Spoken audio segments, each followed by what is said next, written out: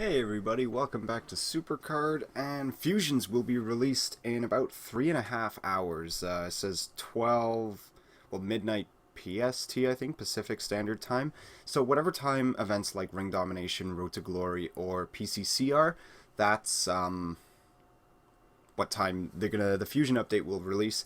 If you follow my Twitter at Communist Punk, it's in the description as well. I posted that I had finished the AJ Styles. If I go into Edit Deck, I've made the Pro for my AJ. Level 4 just while I level him up. And I made the Pro for my Trish Stratus as well. And so I got them all ready, joined a King of the Ring or whatever with them in there. So there's this first person here, and just like the last King of the Ring I was in, everyone else is a bot. So that works out like really nice for me because it means it's a guaranteed finals as long as I don't slip into like fourth place, or like it's pretty much I'm gonna be in the finals, hopefully. If I think I can beat the other guy, if I just level up my cards properly, if it comes to doing that. So should be another easy finals. Last time this happened, I got a Pro Diva. It'd be great if I got a Page this time, just to make a second Diva Pro. So yeah, I got, that's going for me, hopefully. I guess I'll find out in a day and a half's time, or like 2 days from now, I guess, would be the right amount. So with Fusions coming out later, well, in a couple hours, a few of them have been revealed on people's streams, like people like JB, like they were given access to the pictures of the Fusion cards. They don't get to use them, but they got access to the pictures, along with the Supercard Twitter uploading pictures of some of the Fusions as well. So on the Diva side for Survivor, we've seen Charlotte. I think Nikki Bella was in there too. I could be wrong, but like the stats are crazy. Like normal Survivor pros still can beat them. Like I think the Charlotte they showed, her power went up to like 2,900. That even beats my just base stats, no proc or anything, beats my event Bree in power. So, but then, to kind of balance it, the speed and charisma isn't so great. But then again, it all depends on how you token on the card.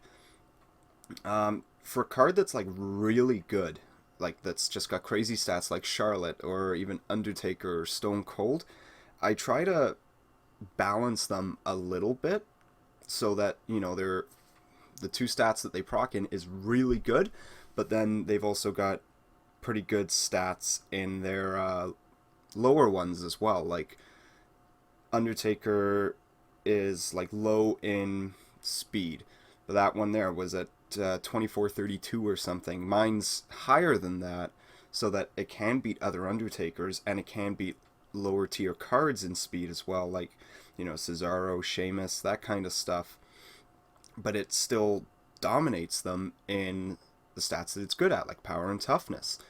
So I try to balance the really good cards like that. So with Fusions, really, I'm only concerned about the card images, really. That's all I'm really going to be using the Fusions for, as long as they can transfer over. They might not be able to, but I guess we'll find out.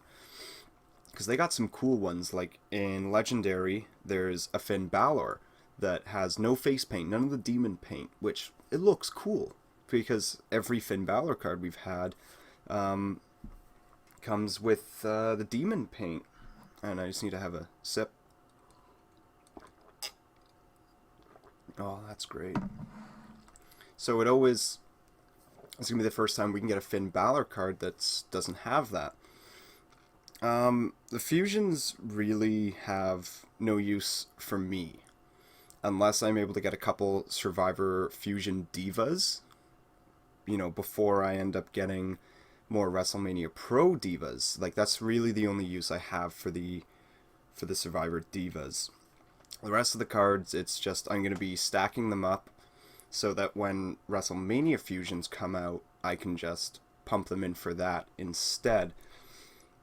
because that's what I did in season 1. I was able to do about 10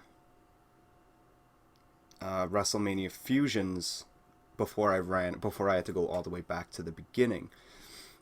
And I'm wondering if they're going to have, fusion supports this time, like how we had the Freddie Blassie in season 1, which was, a broken support card. Like it was so good for Road to Glory and King of the Ring. For exhibition, it didn't really matter.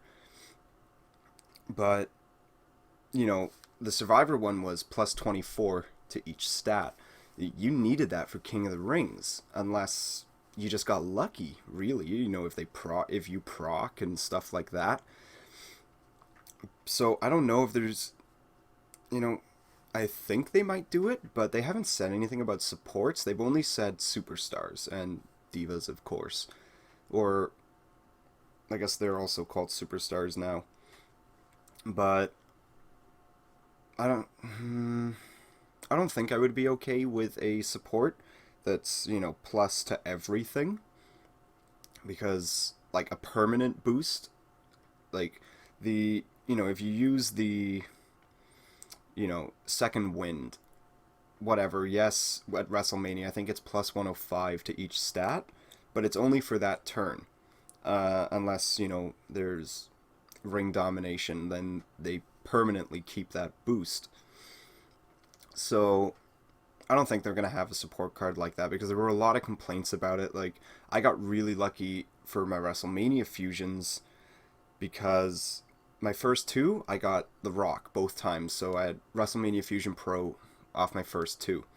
Then my next two were both WrestleMania Blassies. So then I have a permanent plus 60 in King of the Rings and Road to Glories. And it was ridiculous just how good the Blassie was. I didn't even care about any other supports. I just put Blassie in both of them, because it was that good. I'll go into season 1 for a second. Let's see if I've actually still got it in there. Yeah, see, I got my two Blassies up here.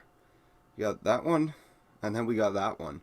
But man, I miss playing season 1 now. Like, look, I'm not even at WrestleMania plus plus. I never got there in season 1. Like, this Rock was great. So was that Triple H, Shawn Michaels. That is my favorite Seth Rollins picture that this game has. And I wish that I could move the image over into season 2, because I would use this on every single Seth Rollins picture. But like, just look at these stats for WrestleMania tier. They're awful compared to the season 2 WrestleMania cards. Like, these were the fusions. These were like the best ones in the game. And then you've got like Andre the Giant, who with a proc can go up to 7,000 in power and toughness, which is 2,000, more than 2,000 higher than the fusions of season 1, which is just absolutely crazy. Okay, we're at 8.5 minutes. We'll go over something quick. Extreme Rules is tomorrow night.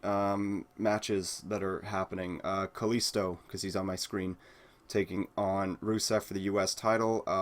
Rusev Machka. I hope he wins, so that they can start building him back up. Tornado tag between the Usos and Gallows and Anderson. Gallows and Anderson should win that, and that's what I'm going to stick with. They should just dominate them. Vaudevillains against the New Day for the tag team titles. I think this is, like, if Enzo is ready to come back, this will be where he comes back, is to, distract the Vaudevillains. New Day wins. Like, no matter what happens, the New Day is going to win, because that makes the most sense. But this is the WWE, and they might not do that. But I'm going to stick with the New Day for winning that matchup. Oh, because they procced, I lost.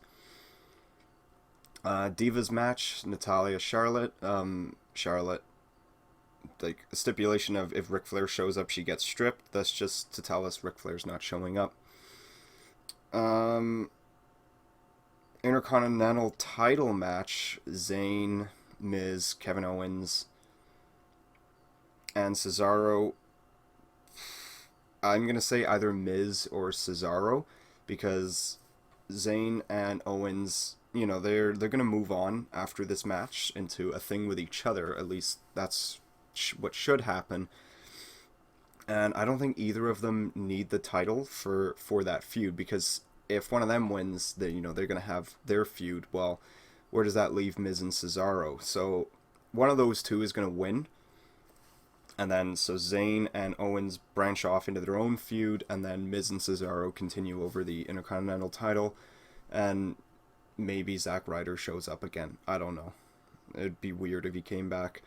So yeah, that, and then the world title match of AJ and Roman Reigns. So it's an Extreme Rules match. So we know the match isn't going to end until the Usos and the club come out.